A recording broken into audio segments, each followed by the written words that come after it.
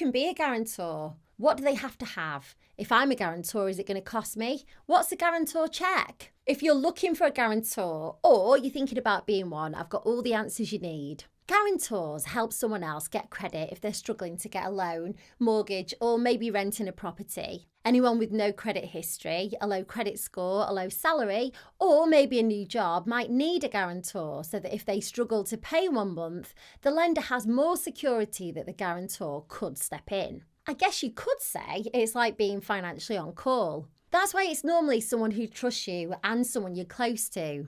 A guarantor will probably be a family member, a friend, partner, and someone you've got a good relationship with. They have to be over 21, have a good credit history, and the more financially stable they are, the better. It's something you should have an open and honest conversation about, because if you're borrowing the money, you need to make sure that you can make the repayments. And if you're acting as a guarantor, you need reassurance that you're not going to have to foot the bill. The other thing the guarantor has to decide is if they have to pay, how will it affect their finances? The terms will vary on which guarantor agreement you sign. Legally, if the person you're stepping up for doesn't pay, it lands on you. It's very important to read all the paperwork to see exactly how much you're responsible for and over what sort of time period. For example, normally with loans, you'll be signed up until it's all paid back. But it's not necessarily the same if it's a mortgage, because once a house has equity, there's a chance to remortgage, which would then release a guarantor. If you're considering being a guarantor,